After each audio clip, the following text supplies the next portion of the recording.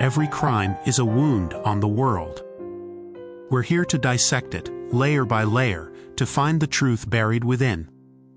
This is Anatomy of Crime. There is a silence that belongs only to the moors. It is not the quiet of a library, nor the hush of a cathedral. It is an ancient elemental silence, carried on a wind that has seen nothing but time and heather, and the slow erosion of stone. Go to Saddleworth Moor, on the edge of Manchester, and you will feel it. The sky is immense, the landscape a rolling, desolate ocean of peat and bracken, beautiful in its starkness. But unforgiving, it's a place that feels disconnected from the modern world. A place that holds its secrets close. For decades, this silence was not peaceful. It was accusatory. It was the sound of something missing. The sound of questions left unanswered. Of small voices that had been stolen from the world and buried beneath the cold, dark soil. The wind that swept across the cotton grass seemed to whisper names. Pauline, John, Keith, Leslie, Edward. Before 1965, Saddleworth was just a landscape. After 1965, it became a tombstone, a geographic marker for an evil so profound it seemed to scar the very map of Great Britain. This is the story of the Moors murders. But to call it just that is to miss the core of its horror. The murders were the terrible symptom.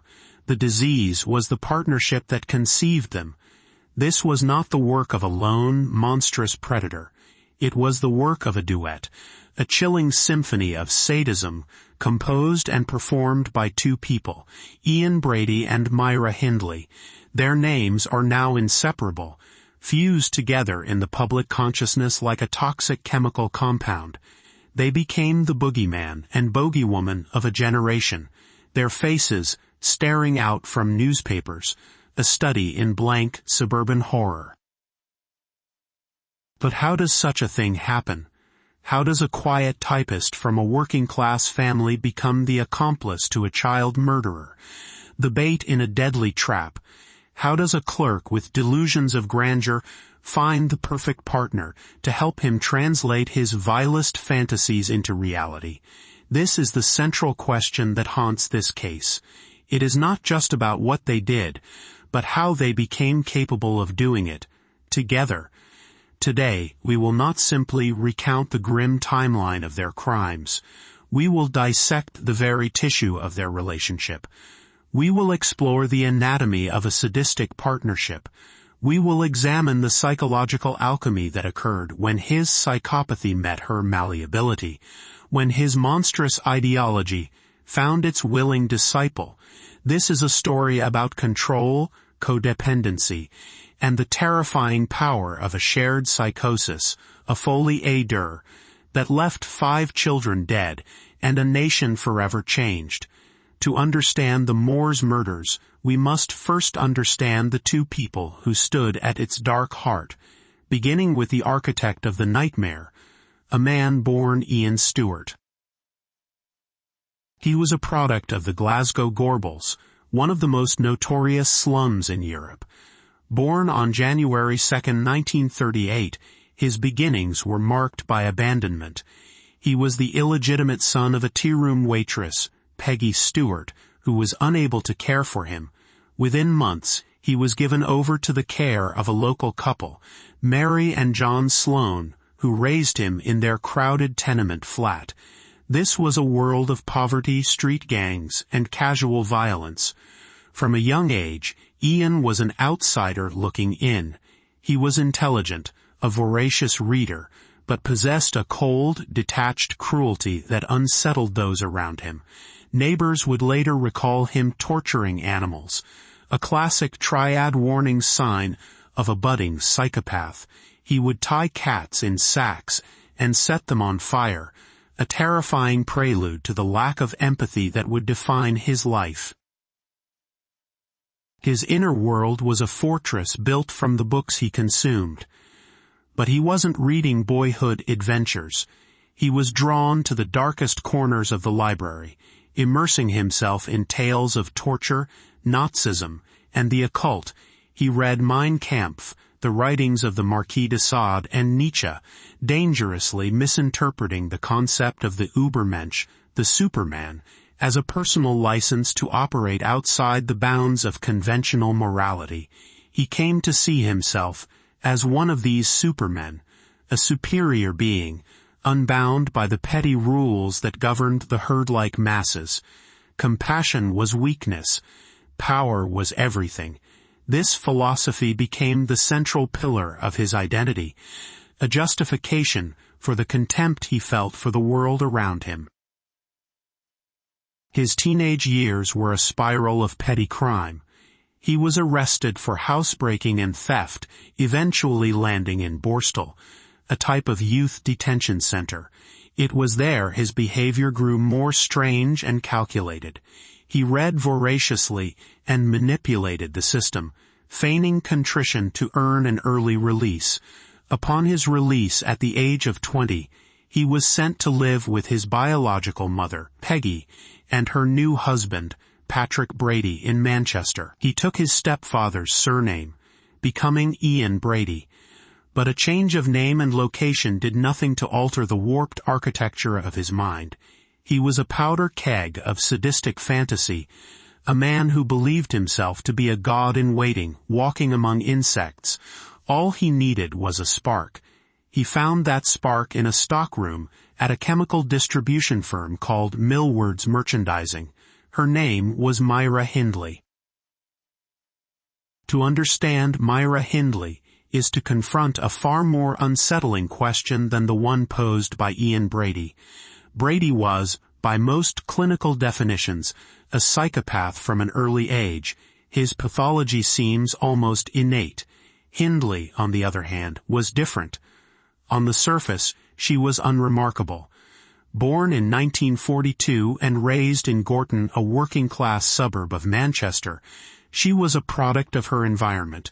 Her father, Bob, was a former soldier who enforced a strict, almost military-style discipline at home. Myra had a complex relationship with him. She both feared his temper and craved his approval. She was a competent student, attended church, and seemed, to the outside world, like any other young woman of her time. But beneath the surface there were vulnerabilities. She had experienced loss early in life. Her closest childhood friend, Maureen Smith, drowned in a canal when Myra was 15. The event deeply affected her, perhaps hardening an emotional part of her that was already fragile. She was described as tough, a bit of a tomboy, and not afraid of a fight, yet she was also seen as somewhat naive and desperate for affection and direction. She was a woman searching for an identity, a purpose greater than the drudgery of her job as a shorthand typist. She was a blank canvas, waiting for an artist. In 1961, when Ian Brady started work as a stock clerk at Millward's, she found her dark master. Hindley was immediately infatuated. Brady was unlike anyone she had ever met.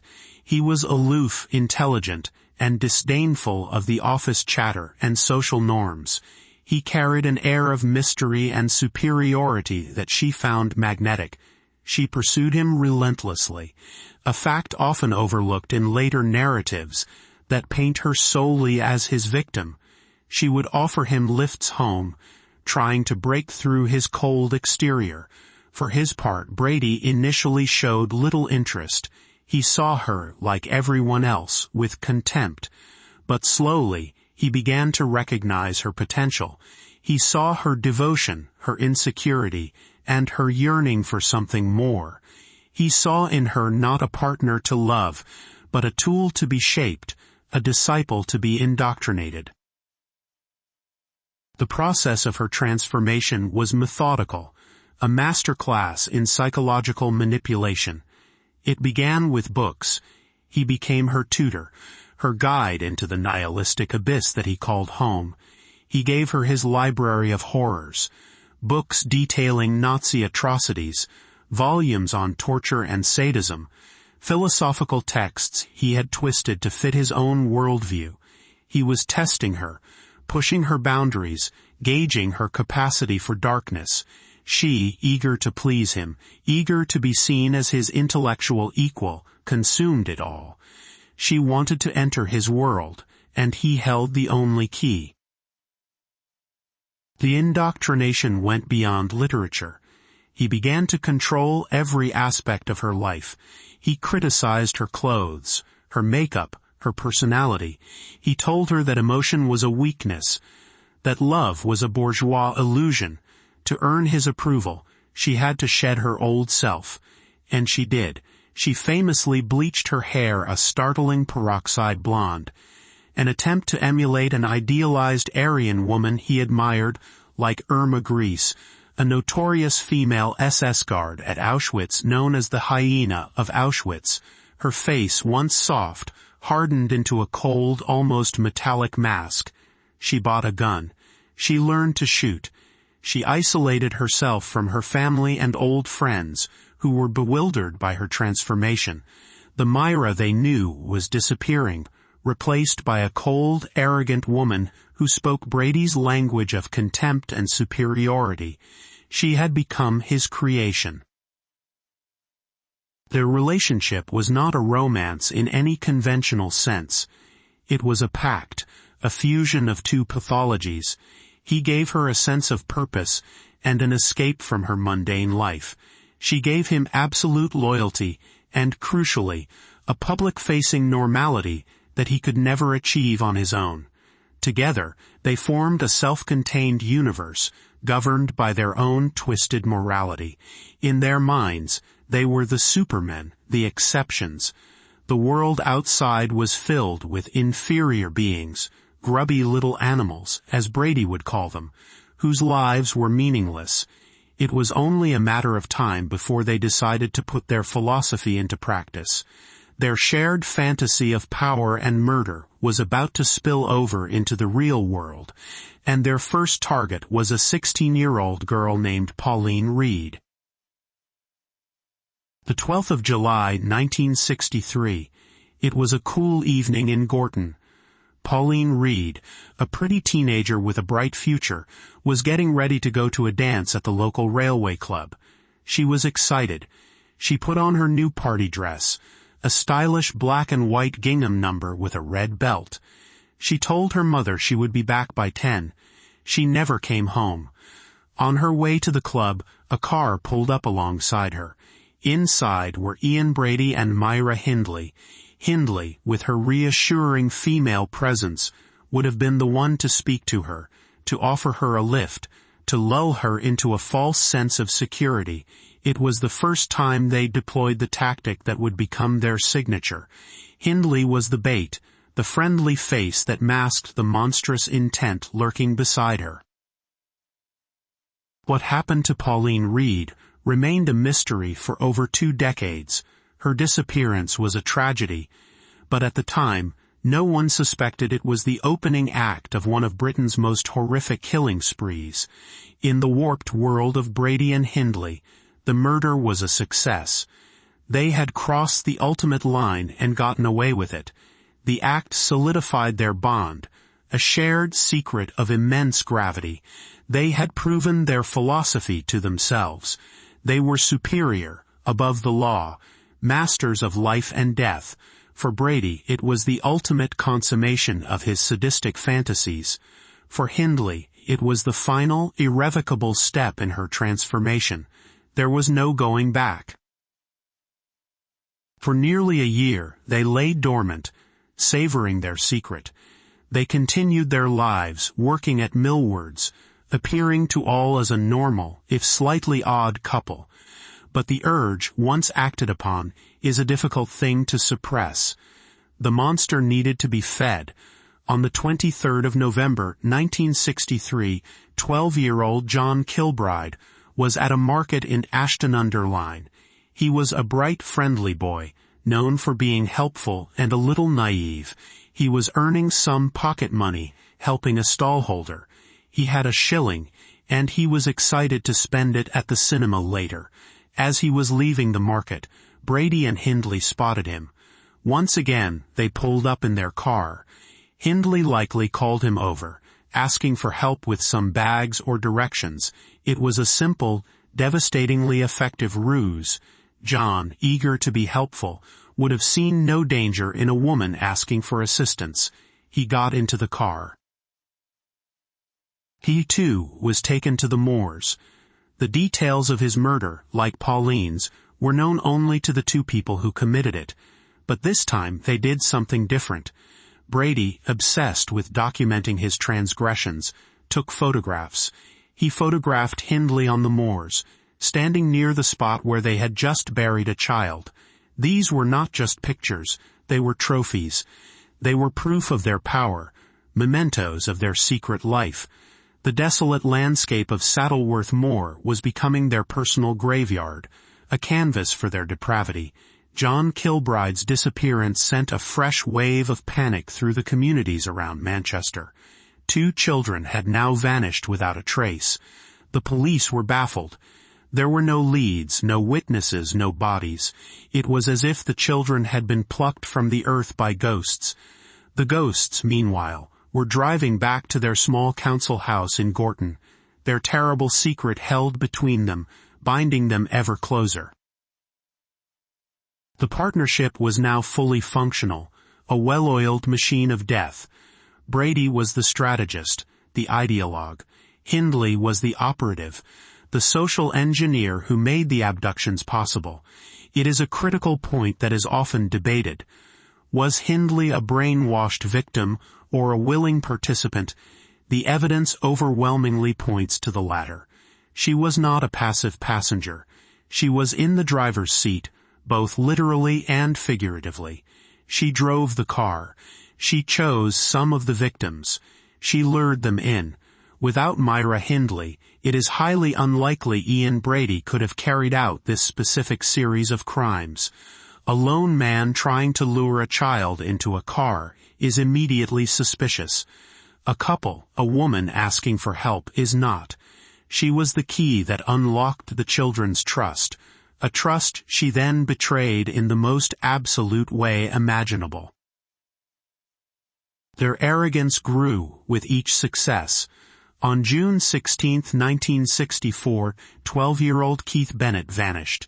He was on his way to his grandmother's house, a short walk from his own home in Longsight, Manchester. He was a quiet boy who wore glasses. His mother, Winnie Johnson, had told him she would see him later that night.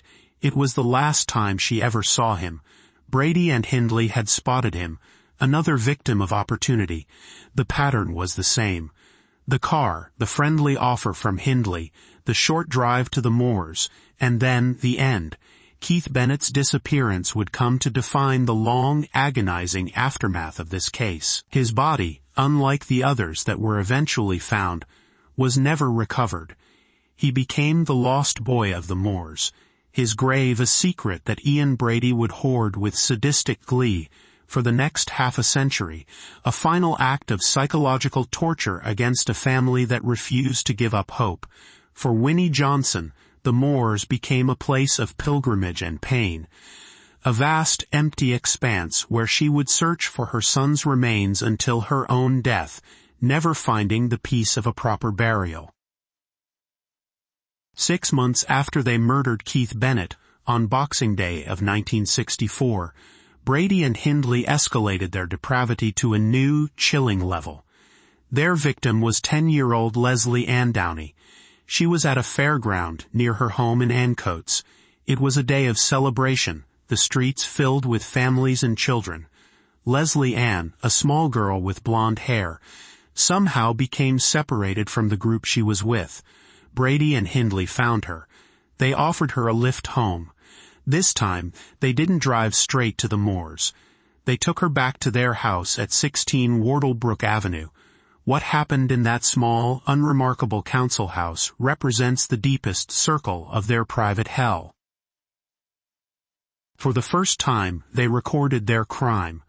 Brady, ever the documentarian of his own evil, set up a tape recorder. They wanted more than just the memory of the murder. They wanted to capture the sounds of their victims' terror. They wanted a trophy they could listen to, a way to relive their power over and over again. The resulting 16-minute audio tape is one of the most horrifying pieces of evidence in the history of crime. On it, Leslie Ann's small, terrified voice can be heard pleading for her mother, begging to be let go. The voices of Brady and Hindley are cold, commanding, utterly devoid of pity. They forced her to pose for pornographic photographs before they killed her. The tape and the photos reveal the true nature of their partnership. This was not just about the act of killing. It was about total domination. About the sadistic pleasure they derived from the suffering and humiliation of another human being. After they murdered her, they drove her small body to the moors and buried her, just as they had the others. They returned home to their quiet street with their terrible souvenirs. By 1965, Brady and Hindley were living in a bubble of their own making, a world where they were gods and everyone else was prey. Their confidence had morphed into a reckless sense of invincibility. They believed they were untouchable, too intelligent to ever be caught. This arrogance would be their undoing. On the night of October 6, 1965, Ian Brady went to Manchester Central Railway Station, looking for another victim.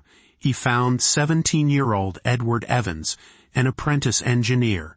Brady invited him back to his house for a drink. Hindley was there, as always.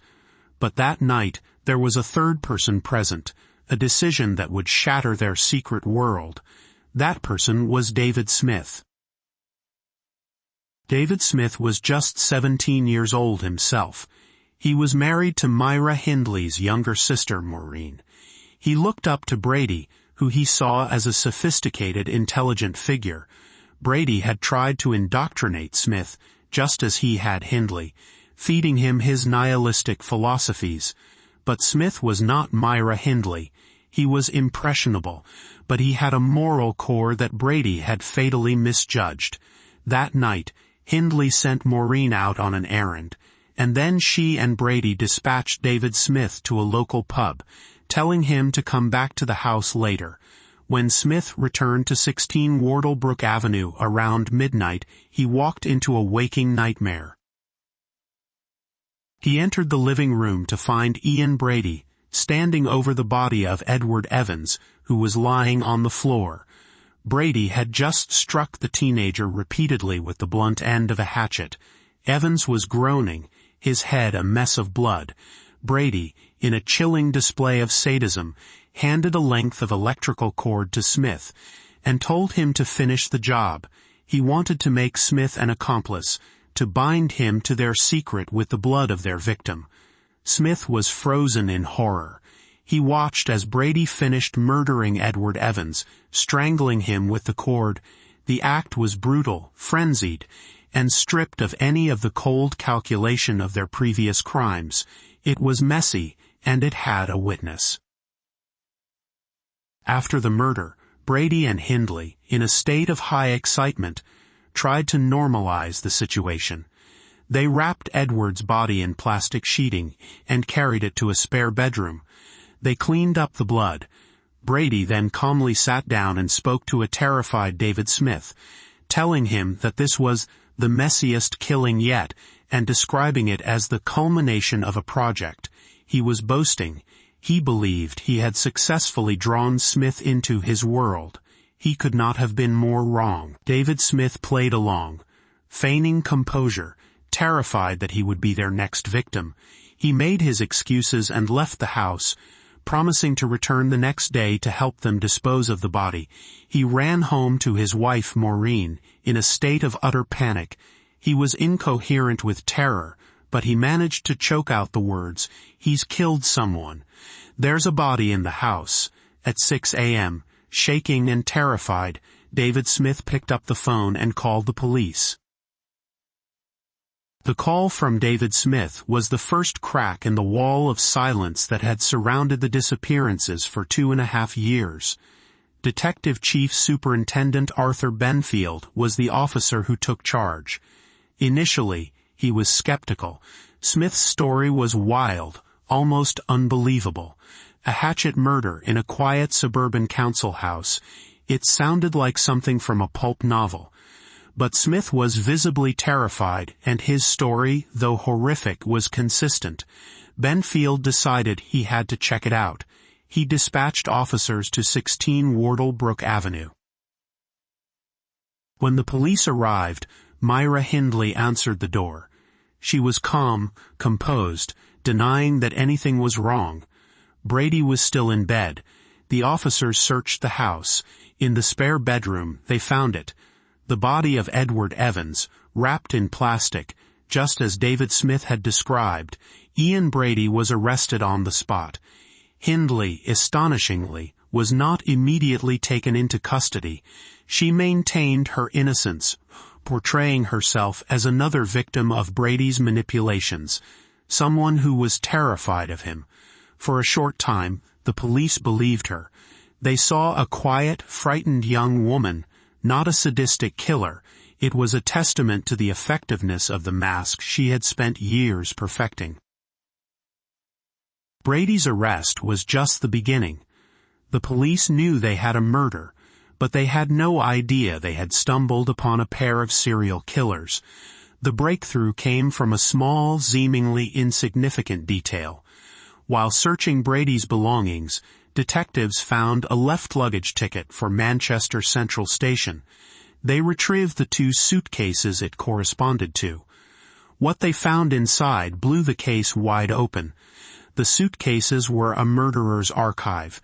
They contained weapons, pornographic material, and, most damningly, a collection of photographs and the 16-minute audio tape of Leslie Ann Downey's final moments.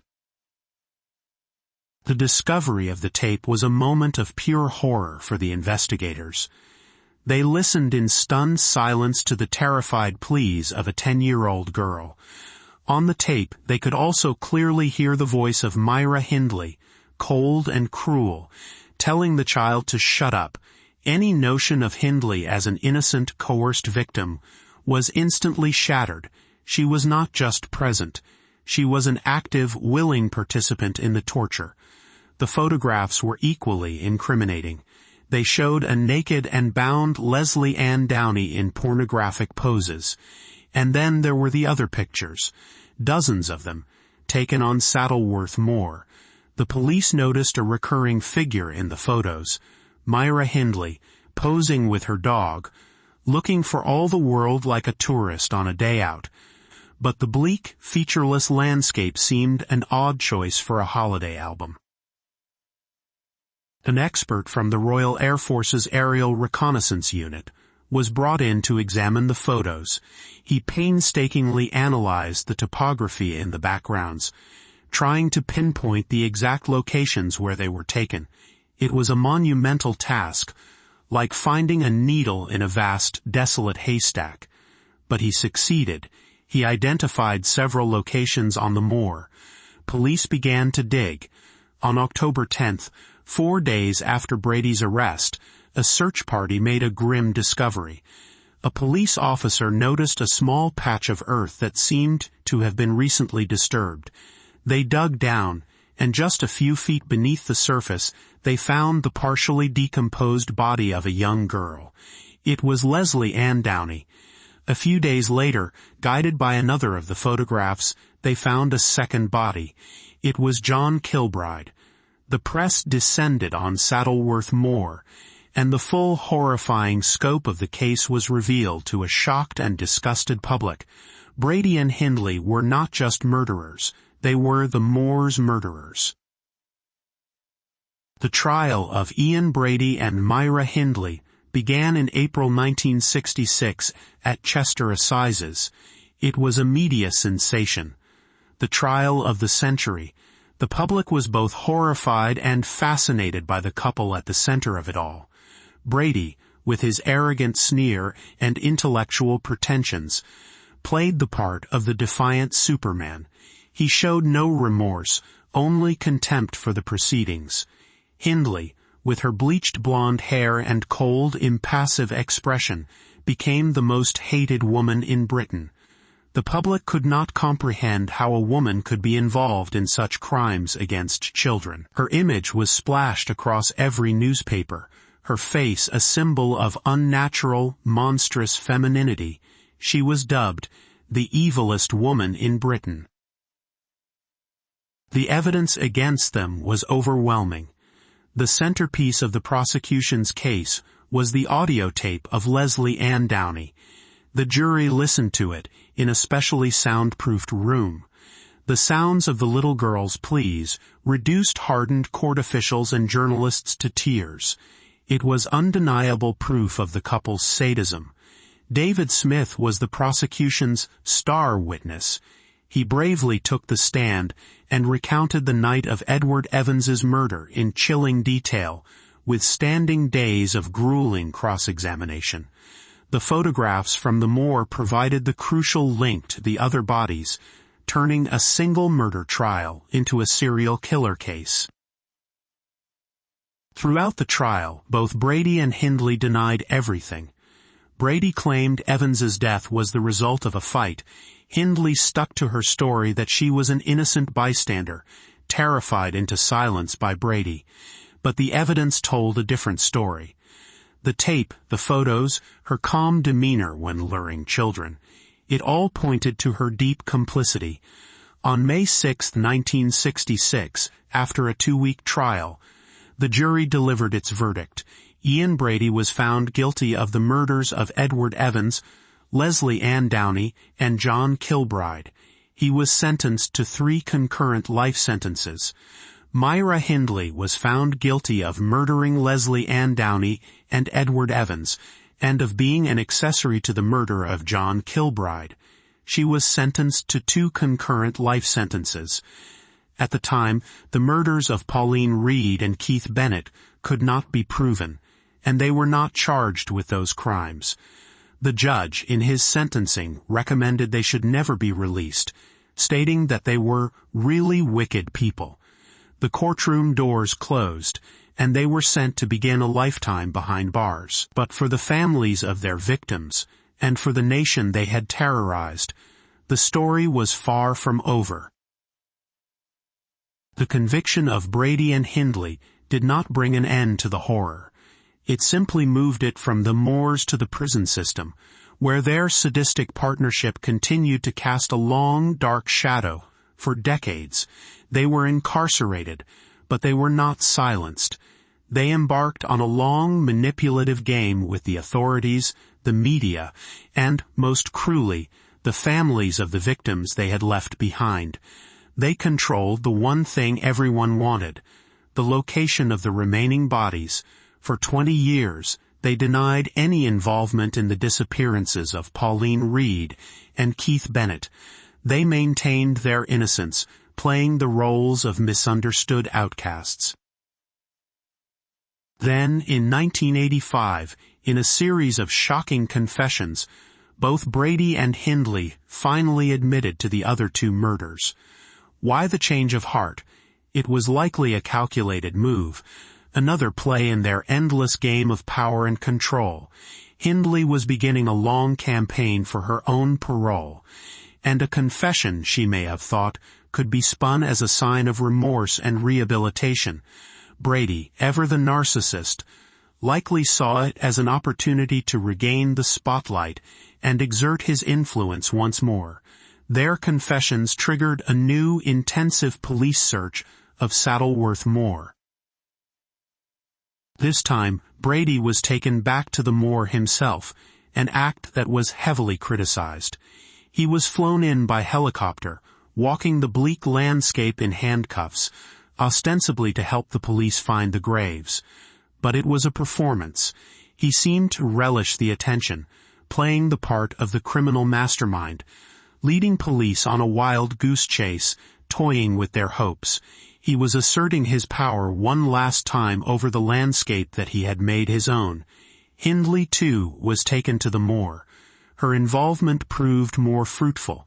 After several days of searching based on her memories, the police finally found the remains of Pauline Reed, 24 years after she had vanished on her way to a dance It was a moment of profound relief and sorrow for her family, who could finally lay her to rest.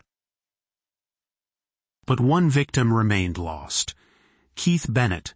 Despite the renewed search, despite the confessions of both killers, his body could not be found, and this is where the final enduring act of sadism in their partnership was played out.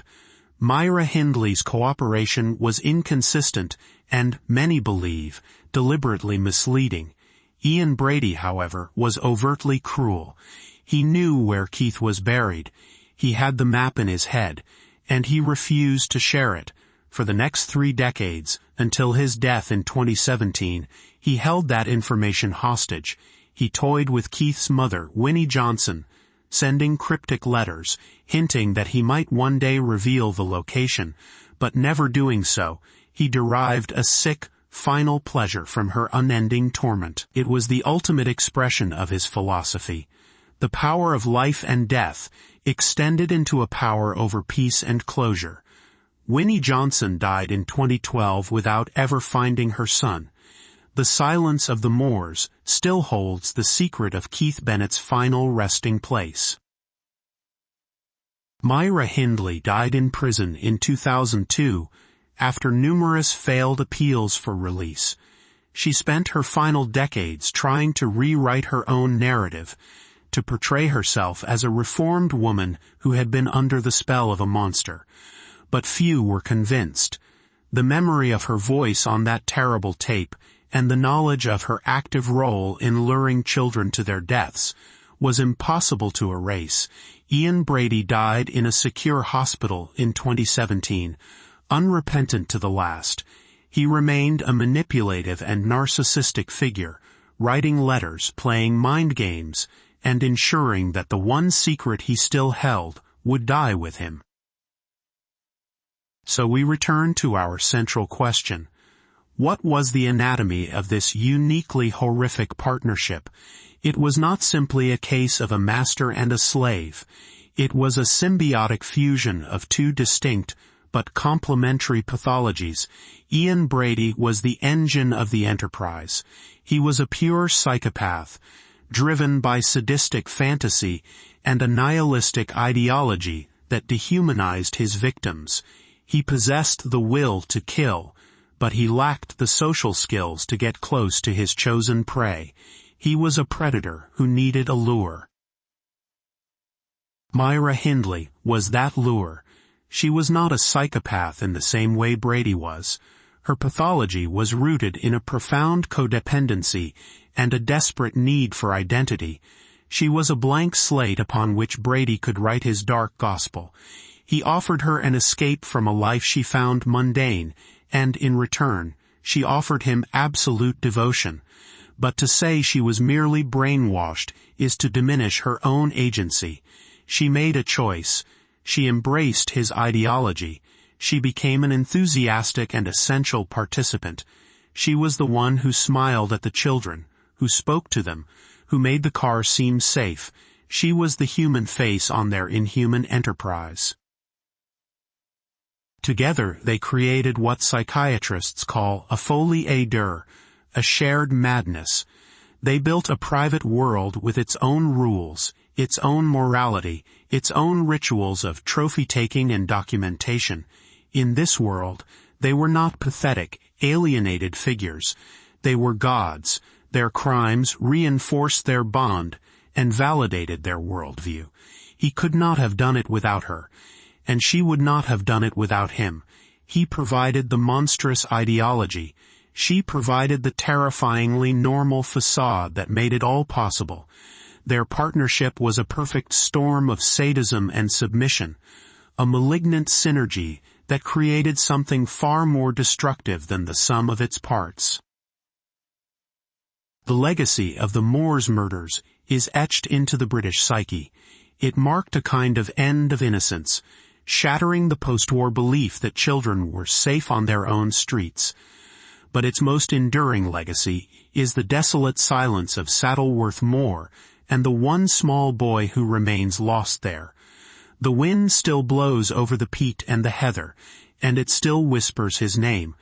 The partnership of Ian Brady and Myra Hindley is long over, their bodies turned to ash, but the evil they created together was so profound that it stained the very land itself.